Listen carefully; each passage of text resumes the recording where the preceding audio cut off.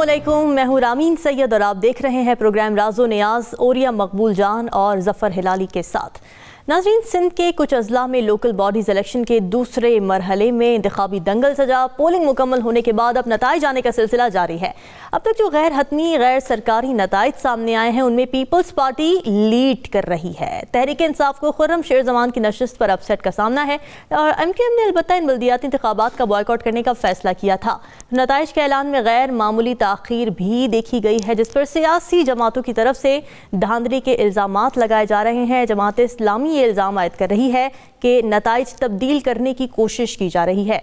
और ये सब कराची और हैदराबाद में जो इंतखाबात हुए हैं कल, तो गैर सरकारी नताइज के मुताबिक पीपल्स पार्टी उभर कर सामने आई है। तो ये कैसे हुआ? क्या पीपल्स पार्टी की कारकर्दगी इतनी शानदार थी कि लोगों ने उन पर भरोसे का इजहार कर दिया? देखिए, ये बिल्कुल मुझे 1977 रिपीट होता हुआ नजर आ रहा है। 1970 में जब कराची में इंतखाबात हुए थे, पूरे मुल्क में इंतखाबात हुए थे, तो कराची वाहिद शहर था जो जुल्फ़िकार अली भुट्टो की मकबूलियत के ज़माने में भी वो भुट्टो का खैर नहीं था।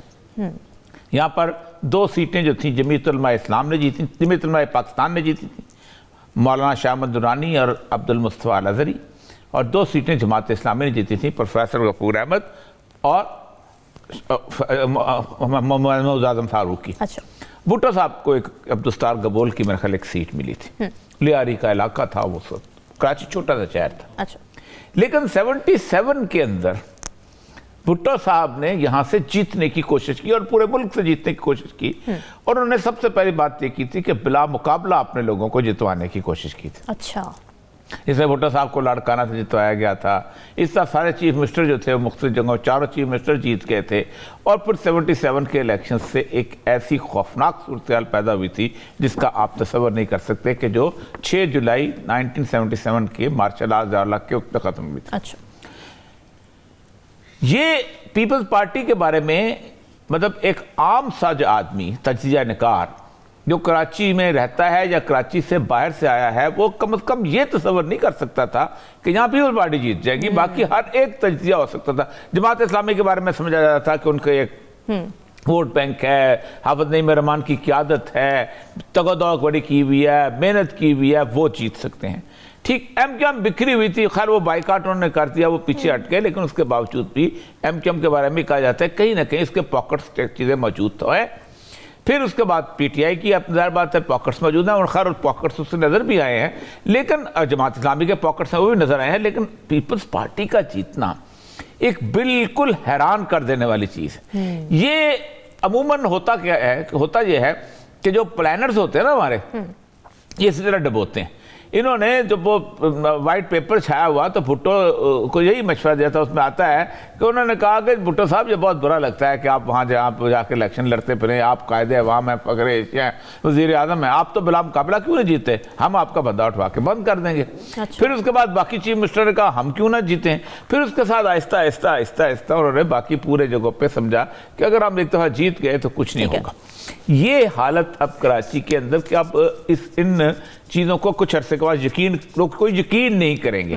ठीक, अब ये बिल्कुल ऐसे ना खज़ां के अंदर अचानक बाहर आ जाए। बिल्कुल सही है हिलाली साहब। दूसरी चीज़ ये है, मैं एक मिनट जी खत्म कर लूँ, आप कर दीजिए, कि आज तकरीबन 24 घंटे गुजर गए हैं, बल्कि ज़्यादा हो रहे हैं। कराची के जो 7 के 7 डिस्ट्रिक्ट्स हैं उनका फासला आधे घंटे पौने घंटे के रन के ऊपर नहीं है, और जो रिटर्निंग अफसर है वो तो बीच में बैठे होते हैं। उसका अभी तक आप अंदाजा करें आधे पोलिंग स्टेशन हैं उनका भी रिजल्ट नहीं आया जी। तो ये मजीद उसको डूबियस कर रहा है। मुझे लगता यही है कि कोई ऐसी सूरत हाल बिल्ट की जा रही है जानबूझ के। अच्छा। कि कराची के लोग शायद इसके नतीज को नहीं मानेंगे, ऊपर से पीपल्स पार्टी की हुकूमत होगी, एक रिफ्ट होगा। पहले ही 2-3 साल से वो कह रहे हैं कि हमारे ऊपर एक किस्म की बाहर से लाके एक देही सूरत हाल को नाफिज किया जा रहा है। मुझे लगता यह है कि प्लानिंग ऐसी है कि शायद कराची को बदअमन किया जाए। हम उम्मीद करते हैं कि ऐसा ना हो, जमहूरी रवैया अपनाया जाए। हिलाली साहब, आपको भी लगता है कि अनप्रेडिक्टेबल है पीपल्स पार्टी की जीत? Shocking, unbelievable. और मैं कराची में रहता हूँ, कोई आदमी नहीं, रेडी वाला से लेके सेक्रेटरी मानता ही नहीं है कि ऐसा कुछ हो सकता है। अब मैं आपको बताता हूँ, औरिया साहब ने कहा 1977 का, बिल्कुल ऐसा ही होगा मेरे ख्याल में। अगर ये एक रिहर्सल है जनरल इलेक्शंस के लिए, तो मैं समझता हूँ, माफ करिए, ये इस किस्म की लड़ाइयाँ होंगी कि ये ऐसा नहीं होगा जो लोकल इलेक्शंस में हो रहा है। ये तो इट बी मैसिव, ये एक सिविल वॉर की तरफ जा रहे हैं। अगर ये एक क्या कहते हैं ड्रेस रिहर्सल है उस इलेक्शन के लिए। देखिए, मुझे पता चला है कि ये कैसे हुआ है।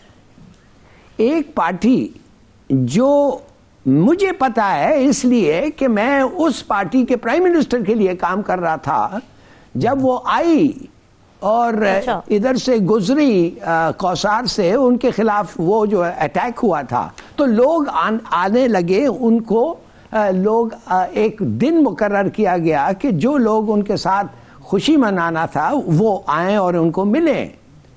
तो आप यकीन करें कि ट्रक्स सिंध से आ रहे थे कराची में, हालांकि इतना बड़ा सानिया हुआ था, फिर भी इतने लोग नहीं आए। They had to bring in trucks from Karachi, from in Sindh. तो वो पार्टी, अब आप कह रहे हैं कुछ नहीं किया है, अभी भी लोग कहते हैं इन्होंने कोई डिलीवरी नहीं की है कराची में, और वो 51 सीट्स, अभी हाफ द इलेक्शन सिर्फ डिक्लेयर हुआ है और वो 50 सीट्स जीत गए। सवाल ही नहीं पैदा होता है। तो मैंने किसी को पूछा था, उसने मुझे ये बताया, उसने कहा सर बात असल ये है कि बैलेट पेपर्स जिनको जनरल इलेक्शन कमीशन को पहुंचाना था पोलिंग स्टेशंस में, वो पहुंचाए गए पार्टी ऑफिसेस को। अच्छा, हर पार्टी ऑफिस को वो बैलेट पेपर्स पहुंचाए गए। वो बड़ा सिंपल हो गया उनके लिए, वो फिर खोला, उन्होंने मारा अपना वो जो तीर पे या बल्ला पे जो भी है। और बाय द वे, ये तीनों ने इसमें इनको कंडेम किया है, मगर तीनों का भी हाथ है इसमें। अच्छा। बल्ले को या जो भी होता है उसको, और फिर बैलेट में पेपर में डाल दिया, बैलेट बॉक्स में डाल दिया। और जब रिटर्निंग ऑफिसर जो था, जिसका काम होता है कि जब एक वोटर आता है उसका नाम पूछ के, लिस्ट देख के उसका थंब इम्प्रेशन डालता है उस नाम के साथ, उसने जो भी नाम जो आए थे उन्होंने वो किया। तो 200 बैलेट्स तो कास्ट हो गए थे बैलेट बॉक्स में। अच्छा। और 20 लोग आए थे सिर्फ। तो आपको मैं ये कहना चाहता हूं कि इन्होंने फिर ये जो टाइम लग रहा है, ये क्यों लग रहा है? ये टाइम इसलिए लग रहा है कि भाई ज्यादा अगर वोट्स ज्यादा अगर वोट्स कास्ट हो गए उनको खत्म करो। मिसाल के तौर पे अगर एक पार्टी की पोलिंग स्टेशन में 500, अगर 550 वोट्स आ गए या 600 आ गए, 100 को वो खत्म करो। और अगर कम है तो फिर वो रिटर्निंग ऑफिसर जो मिला हुआ है वो थंब इम्प्रेशन डाल देता है, वो वोट जो नहीं आया वोट करने के लिए उसका भी वोट गिन लो। तो मैं ये आपको बता रहा हूं कि एक मैसिव अंडरटेकिंग है, इसलिए इतना टाइम लग रहा है। ये ऑलमोस्ट अ फुल डे लग रहा है।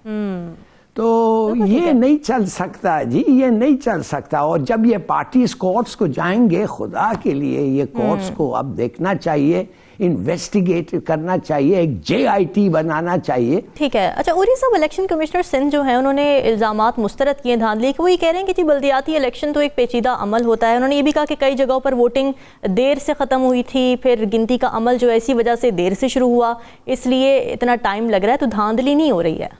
नहीं, देखिए, पहली बात यह है कि देर से शुरू हुआ था तो 5 बजे के बाद तो उन्होंने एक्सटेंड ही नहीं किया। नहीं, वो कह रहे हैं 6 बजे, कई जगहों पर 6 बजे, चलो 7 बजे खत्म हो गया। ठीक है। एक पर अब देखें, मैं आपको जरा गिनता हूं वोट कितने हैं पोलिंग स्टेशन के अंदर। अब देखें गुलबर्ग टाउन में, ठीक है, जो पोलिंग स्टेशन में जो औसत वोट फी यूसी है वो 49,947 है। अच्छा, एक मतलब ये बड़ी वाली यूसी है। मलीर में तो वो है, वो 3,000 कुछ है। ठीक है, ये बड़ी यूसेज के बाद 49,000 वोट हैं। चलो, अच्छा, 50,000 में से 10% कहते हैं वोट पड़े, चलो 20% पड़े। कितने पड़े? 10,000। ये 10,000 वोटों की गिनती जो है वो 24 घंटे लेती है। ये कौन सी मशीन है जिसपे 10,000 वोटों की गिनती 24 घंटे 25 घंटे ले रही है? اور کیسے لے رہی ہے؟ آپ مجھے یہ بتائیے کہ رات 9 بجے تک پورے پاکستان، 10 بجے تک پورے پاکستان میں، جس میں نوشکی شامل ہو، جس میں نوکنڈی شامل ہو، جس میں بنیر شامل ہو، جس میں وزیرستان کا علاقہ شامل ہو، جس میں ڈیرہ غازی خان کے راجن پور کا، رات کو 12-1 بجے تک پورا رزلٹ کمپائل ہو جاتا ہوتا ہے قومی اسمبلی کا۔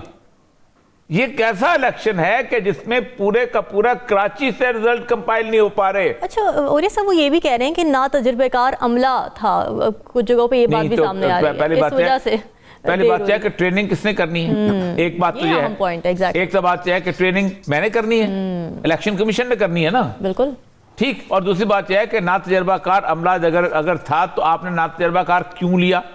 کیا کراچی میں اسکول ٹیچر ختم ہو گئے؟ بالکل صحیح۔ کیا کراچی کے اندر مختلف قسم کے آفسز کے اندر کام کرنے والے لوگ ختم ہو گئے؟ کیا کراچی میں کبھی زندگی میں الیکشن ہی نہیں ہوئے؟ بھائی صاحب میں آپ کو ایک بات بتاؤں، بالکل، اور میں جی ہلالی صاحب، اور میں ایڈ کروں، معاف کریے، میں ایڈ کروں نان تجربہ کار نہیں، وہ تو ایک سویلین آدمی تھا جو آفیشل بھی نہیں تھا الیکشن کمیشن میں، وہ الیکشن کمیشن کا اپوائنٹی بھی نہیں تھا، وہ ایک سویلین آدمی کھڑا ہو کے ریٹرننگ آفیسر بناتا ہے ان ون کنسٹیچوئنسی۔ رائٹ، دیکھیں نا، یہ مطلب یہ ہے کہ چیف الیکشن کمشنر سے زیادہ بیسیکلی رول ہوتا ہے پروونشل الیکشن کمشنر کا۔ اب پروونشل الیکشن کمشنر میں 10 سے اعتراضات چلے آ رہے ہیں کہ پروونشل الیکشن کمشنر کیا کرتا ہے، کیا نہیں کرتا۔ دیکھیں آپ کے پاس سٹاف تو یہی ملتا ہے۔ ظلم کی بات یہ ہوتی ہے پاکستان کے الیکشن کے اندر کہ الیکشن کمیشن کا اپنا کوئی سٹاف نہیں ہے فار الیکشن۔ اچھا، ہم 10,000 دفعہ کہہ چکے ہوئے ہیں کہ الیکشن کمیشن کا ایک پرماننٹ سٹاف ہونا چاہیے جو صرف الیکشن کرائے اگر اس ملک میں واقعی جمہوریت رہنی ہے۔ یہ سٹاف کون دیتا ہے؟ یہ سٹاف دیتے ہیں ایجوکیشن ڈپارٹمنٹ، ہیلتھ ڈپارٹمنٹ اور دوسرے ڈپارٹمنٹ۔ اچھا، ان کو کوارڈینیٹ کون کرتا ہے؟ Deputy commissioner. اب ڈپٹی کمشنر کیا کرتا ہے؟ ایک پولنگ سکیم بناتا ہے، وہ محنت کر کے پوری لمبی چوڑی پولنگ سکیم بناتا ہے، اس بندہ جہاں لگے گا، یہ وہاں یہاں لگے گا، یہ بندہ جہاں لگے گا۔ پھر الیکشن کمیشن کا جو عملہ ہوتا ہے وہ تھیلے بناتا ہے، وہ تھیلے کیا کرتا ہے؟ وہ تھیلے جا کے اس کے پاس پڑک دیتا ہے ڈپٹی کمشنر کے پاس، اور وہ ایک لاجسٹک سپورٹ کرتا ہے، گاڑیاں ارینج کرتا ہے، یہاں سے وہاں پہنچانا ہے، یہاں سے وہاں پہنچانا ہے، وہ جا کے عملہ آتا ہے، تھیلا آتا ہے، سب کچھ آتا ہے، یا عملے کو شام کو دے دیے جاتے ہیں۔ اب مجھے یہ بتائیے، وہ ڈپٹی کمشنر جو مرسی کے اوپر ہے کس کی؟ مراد علی شاہ کی، سندھ گورنمنٹ، ٹھیک، سندھ کے چیف منسٹر کی، وہ اسسٹنٹ کمشنر جو مراد علی شاہ کی اس کے اوپر ہے کہ جس کو اٹھا کے کان سے پکڑے گا، اس سے کہا جاؤ تم دادو کے کہاں اور جا کے تمہیں لگا دوں گا، نہ تم او ایس ٹی لگا دوں گا، تمہیں سیکشن افسر لگا دوں گا، تمہیں ایک ایسی جگہ لگا دوں گا کہ جہاں تمہیں نہ گاڑی ملے، نہ گھر ملے، نہ کچھ ملے، اور کچھ نہیں، میں تمہارے پہ انکوائریاں شروع کروا دوں گا۔ تو کیا کرے گا؟ بڑے حربے ہیں۔ تو اصل مسئلہ یہ ہے کہ اس وقت، اور وہ بھی نہیں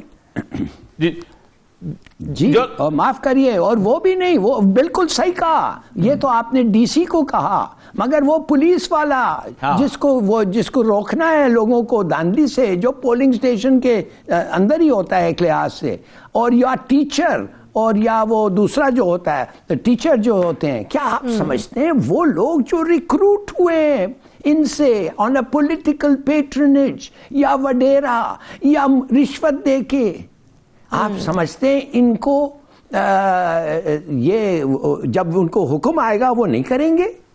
کیا بات کر رہے ہیں آپ؟ سوال ہی نہیں پیدا ہوتا ہے۔ دیکھیں انہوں نے نا، دیکھیں ایک شہر کے اندر یہ کام جو ہے نا، یہ پورے ملک میں کرنا ذرا مشکل ہوتا ہے، انہوں نے اپنے طور پہ ایک خوف کریٹ کرنے کی کوشش کیا ہے۔ ایک شہر کے اندر آپ باقی سارے علاقوں کی ایڈمنسٹریشن بھی، باقی چیزیں بھی اکٹھی کر کے، پھر کوئی کیئر ٹیکر گورنمنٹ بھی نہیں ہے، باقی ساری چیزیں یہ آپ کر سکتے ہیں۔ آپ نے ایک قسم کا سمجھایا کہ ہم نمونہ دنیا کو دکھائیں گے اور بتائیں گے جی پی ٹی آئی کی ختم ہو گئی، جماعت اسلامی کچھ نہیں کر سکتی، ہم ہی ہیں ہم۔ اور سب سے بڑی بات یہ ہے کہ پورے کراچی کے اندر اگر اس وقت ایک ایماندارانہ سروے کرایا جائے تو بھلے پاکستان کے کراچی کے لوگ جو ہے نا وہ بل کلنٹن کو ووٹ دے دیں گے، لیکن پیپل پارٹی کی خیر خواہی نظر نہیں آئے گی۔ آپ بالکل ٹھیک ہے، میں صحیح کہتا ہوں، یہ ایک جنرل سینس ہے نا کسی شہر کی۔ اچھا ہلالی صاحب، پری پول ریگنگ کی بات بھی متحدہ بھی کرتی رہی، اور ابھی جو امیر جماعت اسلامی کراچی ہیں حافظ نعیم الرحمان، وہ بھی کہہ رہے ہیں کہ جی ووٹر لسٹوں میں گڑبڑ موجود تھی۔ تو پری پول ریگنگ بھی آپ سمجھتے ہیں کہ ایک اہم عنصر ہے ان بلدیاتی الیکشن میں؟ میں تو کسی اور پروگرام میں نے یہ کہا تھا کہ پری پول ریگنگ پہ سب اگری کرتے ہیں کہ یہ ہوا ہے. سب پارٹیز کہتے ہیں کہ ڈی لمیٹیشنز غلط ہوئی تھی اور ووٹر لسٹ غلط ہے. میں نے پھر یہ سوال پوچھا کہ اگر سب پارٹیز نے یہ کیا تو یہ elections why did they participate? انہوں نے حصہ کیوں لیا اس میں؟ اور جب آپ سوچئے ایک منٹ کے لیے، جب آپ کا بیس آف کاؤنٹنگ سینسس غلط ہے اور سب لوگ کہتے ہیں غلط ہے، تو کیسے جب بیس غلط ہے ڈیلیمیٹیشن کیسے صحیح ہو سکتا ہے؟ Exactly. Yes. So it made no sense. دیکھنا لاہور میں رہتے ہیں ہم، ہمیں پتہ ہے لاہور کی آبادی کتنی ہے، اور ہمیں پتہ ہے کہ کراچی لاہور سے کئی گنا بڑا ہے. اب کراچی کی آبادی ہے اکارڈ سینسس 1,50,50,49,49 اور ووٹر ہے اس کے کوئی 84,76,220. اب ایک جنرلی ایک آدمی جس کو گھما دیا جائے کراچی اور پھر لاہور دکھایا جائے تو یقین نہیں کرے گا، یہ کیا ہو گیا ہے. لیکن مسئلہ پتہ کیا ہے؟ مسئلہ یہ ہے کہ ایم کیو ایم والے جب سینسس ہو رہے تھے یہ وہاں بیٹھے ہوئے تھے، ٹھیک، گورنمنٹ کے اندر موجود تھے. یا جو بچوں نے بائیکاٹ کیا، جو ڈیلیمیٹیشن ہو رہی تھی یہ گورنمنٹ کے اندر موجود تھے، ان کے سامنے ڈیلیمیٹیشن ہوئی ہے. انہوں نے کوئی اس قسم کوئی جسے کہتے ہیں عذرداریاں داخل کرنا، باقی چیزیں کرنا، فائٹ کرنا، کسی نے کچھ نہیں کیا. حافظ نعیم الرحمان صاحب نے بھی ڈیلیمیٹیشن جو ہے اس کو ایز اٹ از قبول کر لیا اور چلتے رہے، ٹھیک. اور انہوں نے سمجھا کہ جیسے بھی ہے تو کچھ بھی الیکشن لیا جائے. بالکل. پیپل پارٹی جو تھی اس کو تو یہ پتا ہے کہ کراچی مل گیا تو کیا بات ہے، نہیں ملا تو کون سا پہلے ہمارا تھا، ٹھیک. اور ہمیشہ سے کراچی کے بارے، اور کل بھی ہم نے یہی کہا ہے کہ کراچی کو انہوں نے ایڈمنسٹریٹولی فتح کرنے کی کوشش کی. انہوں نے کہا، انہوں نے سوچا کہ یہاں پولیس لگا دیں گے سندھ سے لا کے، انہوں نے کہا یہاں پر اور لوگوں کا بات کر دیں گے، انہوں نے کہا یہاں کا سیوریج اپنے پاس لے لیں گے، واٹر سپلائی اپنے پاس لے لیں گے، ریونیو ڈپارٹمنٹ اپنے پاس لے لیں گے، کے الیکٹرک اپنے پاس لے لیں گے، میونسپل کمیٹی کے پاس کچھ نہیں رہے گا تو ہم بہت طاقتور ہو جائیں گے. لیکن اس ساری چیزوں سے انہوں نے نفرت سمیٹی. اب وہ نفرت ووٹ میں بدل جائے یہ مجھے سمجھ نہیں آتی، یہ کوئی سائنس سمجھ نہیں آ رہی ہے. چلیں اس پہ ڈسکشن کے سلسلے کو مزید آگے بڑھائیں. یہاں وقت ہوا ایک بریک کا. اسٹے ود اس.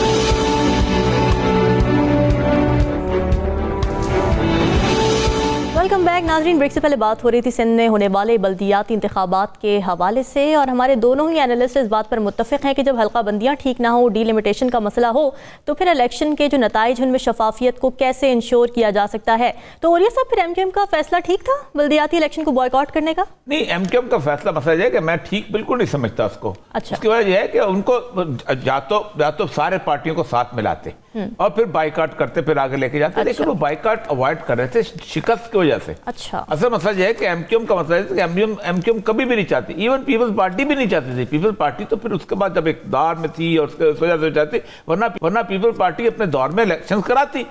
اتنے ساتھ جتنے بھی اب لگتے کہ میں آپ کو بات بتاؤں، 3 کامیاب میئر ہوئے ہیں اس میں اپنا اس میں کراچی میں. 3 کامیاب. پہلا تھا عبدالستار افغانی، یہ میئر بنے تھے 1977 میں. اس وقت کون تھا؟ اس وقت تھا ضیاء الحق. اور ضیاء الحق کا خاص ایک تعلق بھی تھا، جماعت اسلامی کو بہت پیٹرنیج کرتے تھے. افتر سعد افغانی صاحب جو تھے بڑے کامیاب ہوئے.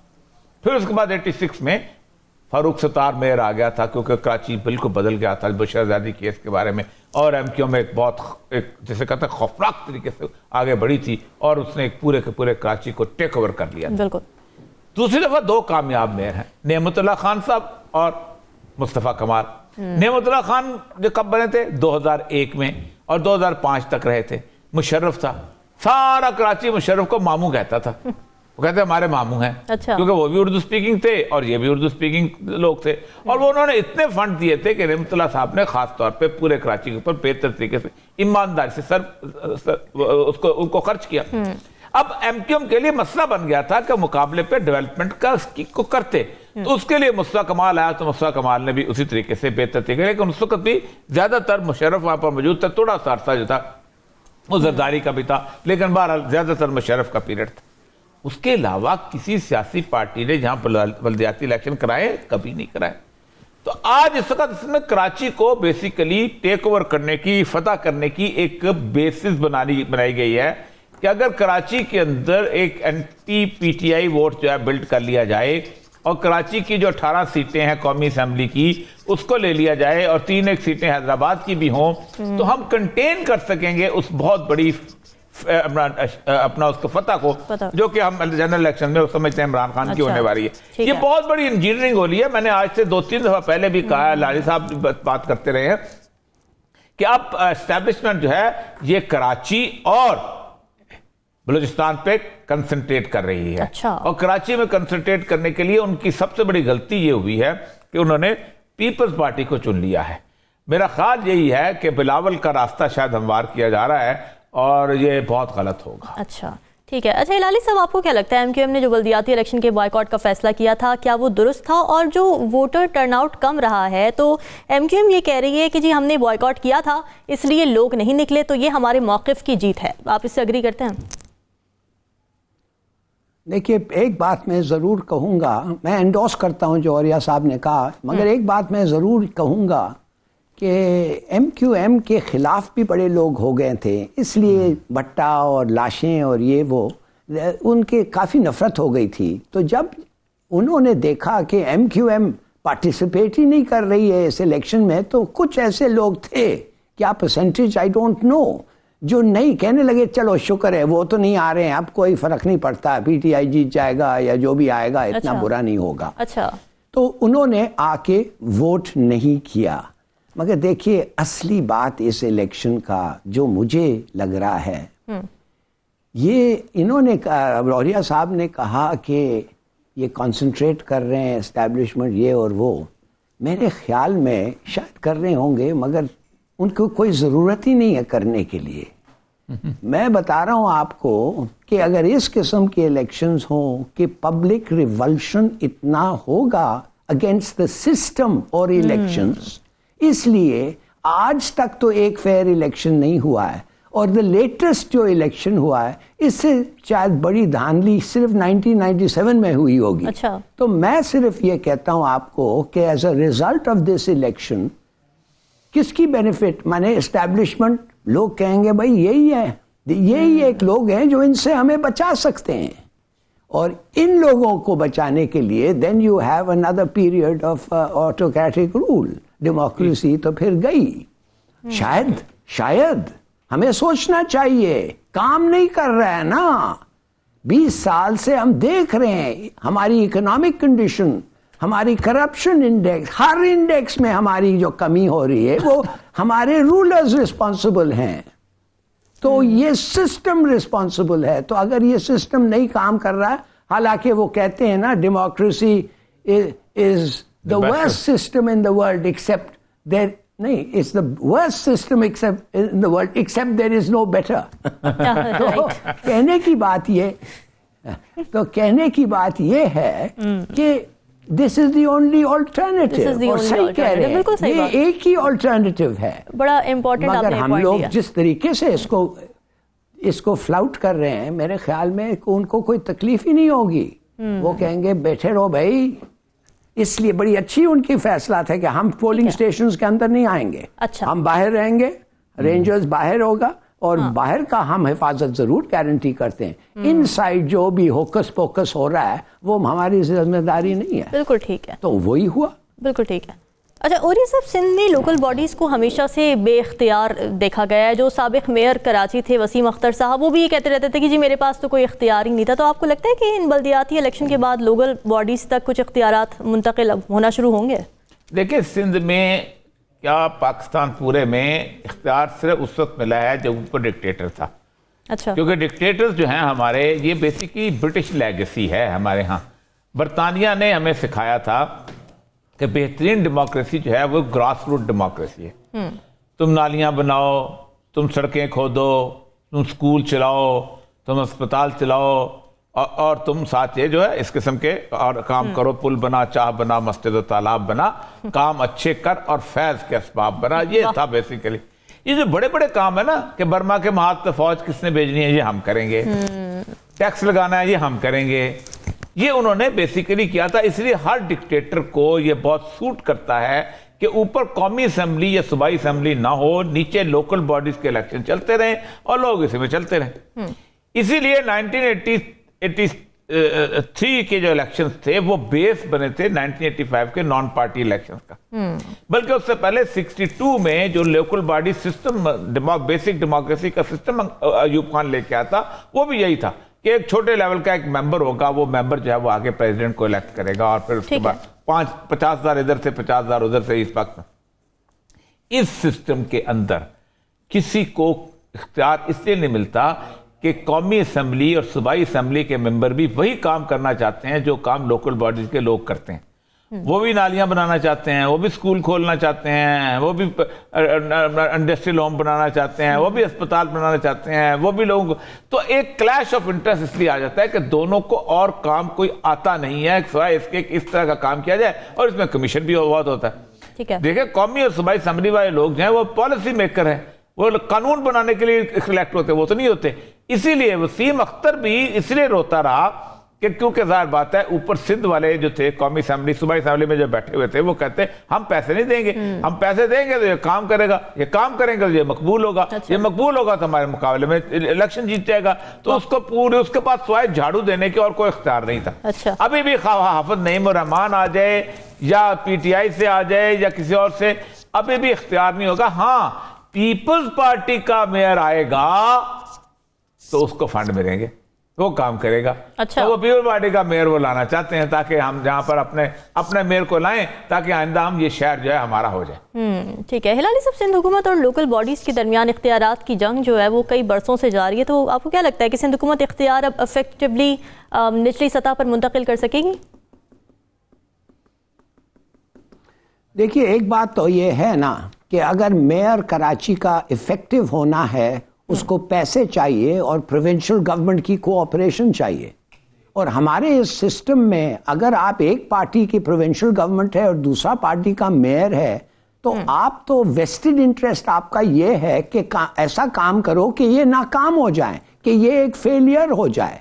یہ جو اگزامپلز دے رہے تھے نعمت اللہ کے بارے میں, گبول کا تو خیر الگ بات ہے, نعمت اللہ اور کمال کے بارے میں, یہ دونوں کو ایک کو مشرف سے کوآپریشن ملا اور دوسرا ایم کیو ایم سے ملا, وہ ایم کیو ایم کا بندہ تھا. بالکل. تو یہ اچھی بات ہے کہ پی پی پی اگر آئے گئی, اگر پی پی پی کا میئر ہے اس کا کوئی بہانہ نہیں ہوگا کہ why he did not do. Karachi میں پانی نہیں ہے, بجلی نہیں ہے, کلینلینس نہیں ہے, کیا ہے کراچی میں؟ One of the worst cities of the world to live in. بھائی کچھ نہیں ہے ادھر. اور اگر یہ آدمی آ کے کچھ کر سکے تو بڑی اچھی بات ہے. مگر میرے خیال میں یہ الیکشن دیکھیے کتنے پرسنٹیج آف لوگوں نے ووٹ کیا ہے ہمیں یہ نہیں پتا چلتا ہے, مگر لگتا ایسے ہے 2 بجے تک تو کوئی ووٹ تھا ہی نہیں. 2 بجے تک تو سنسان تھے پولنگ اسٹیشن. بس 2 کے بعد یہ آپ کہہ رہے 20 اور 25, میں سمجھتا ہوں 15% بیسٹ, ایٹ بیسٹ 15%. اور کوئی پولنگ اسٹیشن میں 7 لوگ, کسی اور نے مجھے 7, 8, 9 کا فگر کیا ہے. دیکھیے اگر 10% سے کم ہے میرے خیال میں اس الیکشن کو رد کر دینا چاہیے. 9% رد کر دینا چاہیے. اس لیے کہ وہ تو افغانستان میں کرتے ہیں کہ اگر عورت کو ووٹ دیا گیا ہے اور عورت اگر نہیں آتی ووٹ کرنے کے لیے تو وہ رد کر دیتے ہیں الیکشنز. تو میرے خیال میں look we better get a grip. ہمیں پتہ ہی نہیں ہے کیا ہو رہا ہے. جو مرضی ہے ایک آدمی کے ایمبیشن پہ یہ سب چیز ہو رہا ہے, اور جو لوگ اس کو کنٹرول کر سکتے ہیں اپنے فار دیئر اون ریزنز ان کو کنٹرول کرنے کی ضرورت نہیں پڑ رہی ہے. ٹھیک ہے, یہ نہیں چل سکتا ایسے بھائی, خدا کے لیے. یہ ایک فیلڈ سٹیٹ کے طرف ہم جا رہے ہیں with hurtling speed. We are almost there. کوئی کہتے ہیں کہ وی آر آلریڈی دیئر. ٹھیک ہے, ٹھیک ہے. ناظرین ڈسکشن کا سلسلہ جاری, وقت ہوا ایک بریک کا, ہمارے ساتھ رہیے.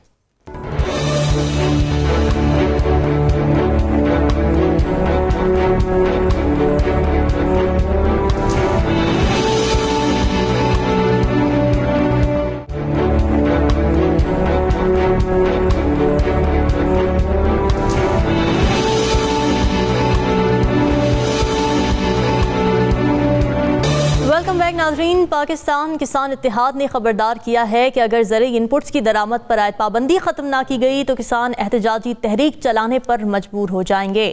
اور یہ سب پاکستان پہلے ہی گندم اور آٹے اور دوسری اجناس کی قلت کا شکار ہے، تو ایسے میں زرعی لوازمات کی کمی ہماری فصلوں کو کتنا متاثر کرے گی؟ دیکھیں 1950s میں نا دو چیزیں آئی تھی پاکستان میں، ایک آئی تھی میکسی پاک اور ایک ایری پاک۔ میکسی پاک جو تھی وہ گندم کی ایک خاص قسم تھی کہ جو امریکنس نے خاص طور پہ وہاں پر بہتر ییلڈ لینے کے لیے، اور ایری پاک چاولوں کی قسم تھی۔ لیکن ہوا یہ کہ ییلڈ تو مل گیا، لیکن اس کے ساتھ ساتھ ہوا یہ کہ ہماری ایک تو زمین جو تھی وہ ناکارہ ہو گئی اور اس کو کھاد مانگنے لگی، جو کہ ایک نیچرل روٹین کی کھاد سے ہوتی تھی۔ بیج ہم نے سارے ختم کر دیے ہوئے تھے، اسے باقاعدہ زبردستی ختم کی۔ دوسرا اس کے ساتھ یہ ہوا کہ ساتھ اپنی بیماریاں بھی لی گئیں، جس کے ساتھ ہمیں پیسٹیسائڈز کی ضرورت۔ آپ کو یاد ہوگا ایک لفظ ہوتا ہے امریکی سنڈی، جی، تو امریکی سنڈی بیسیکلی وہ بیماریاں تھیں، اور اس سے ایک پورے کا پورا پیرافرنیلیا جو تھا نا، وہ کھاد کا، ان ساری چیزوں کا یہ مارکیٹ کے اندر آیا، یہاں بکنا شروع ہوئی، ڈی اے پی آئی اور باقی چیزیں آئیں، جو کھاد، یوریا کھاد آئی۔ یہ کھاد جو تھی، یہ آرٹیفیشل کھاد جو تھی بننے شروع ہوئی یہاں پر۔ کچھ پاکستان میں بنتی تھی، کچھ باہر سے امپورٹ ہوتی ہے، دوائیاں ساری کی ساری امپورٹ ہوتی تھی۔ تو ہم نے پورے کا پورا اپنا ایگریکلچر سسٹم جو تھا انڈیجنائز کرنے کی بجائے اس کو خاص طور پہ ڈیپینڈ کر دیا باہر کی ان چیزوں کے اوپر۔ اب جب آپ نے کر دیا ہے، اب آپ جب زمینیں ایسی ہو گئی ہیں تو پھر آپ کا تو پورے کا پورا ملک جو ہے اس زراعت کے اوپر بیس کرتا ہے۔ آپ نے لوگوں کو کھانا کھلانا ہے، آپ نے لوگوں کو روٹی دینی ہے، آپ نے کپاس اگانی ہے، اور اس کپاس سے آپ کی جو ہے ٹیکسٹائل کی انڈسٹری بنے گی، اور ٹیکسٹائل انڈسٹری 60% آپ سے آتا ہے، 40% باہر سے آتا ہے، اس سے آپ زر مبادلہ کمانا ہے۔ تو آپ اگر آج وہ ڈی اے پی وغیرہ نہیں آتے تو ان کی فصلیں بیچاروں کی تباہ ہو جائیں گی، وہ تو سنڈی کھا جائے گی، وہ تو اگر وہ سپرے نہیں کریں گے اس کے اوپر تو ان کی تو نہ گندم ہوگی، نہ چاول ہوں گے، نہ گنا ہوگا، نہ کچھ اور چیز۔ تو کرنا کیا چاہتی ہے یہ گورنمنٹ؟ یہ ہم سوال ہے۔ ہلالی صاحب، پوری دنیا میں فوڈ سیکیورٹی کو یقینی بنانے کی تگ و دو ہو رہی ہے، ایسے میں پاکستان میں کسانوں کو زرعی انپٹس دستیاب نہیں ہیں، تو پھر حکومت جو دعویٰ کر رہی تھی کہ زرعی شعبے کی ترقی دینا ان کی ترجیح ہے، اس کا کیا ہوا؟ دیکھیے، کیا یہ دونوں گورنمنٹس جو ہیں شریفز کے اور زرداریز کے، کیا انہوں نے کچھ کیا ہے؟ 30-40 سال سے یہ آتے رہتے ہیں ٹرن بائی ٹرن۔ میں آپ کو بتاتا ہوں، 6 سال میں ہم نے $6 بلین خرچے ہیں ویٹ امپورٹ کرتے ہوئے، 6 بلین۔ دوسری بات ہے 70% ہمارا ایگریکلچر پاپولیشن بیس ہے، 70% لوگ پاکستان ہی ایگریکلچر میں کام کرتے ہیں۔ ایک زمانے میں ہم ہندوستان کو فیڈ کرتے تھے، پورے ہندوستان کو، اب ہم کوارٹر آف ہندوستان کو نہیں فیڈ کر سکتے ہیں۔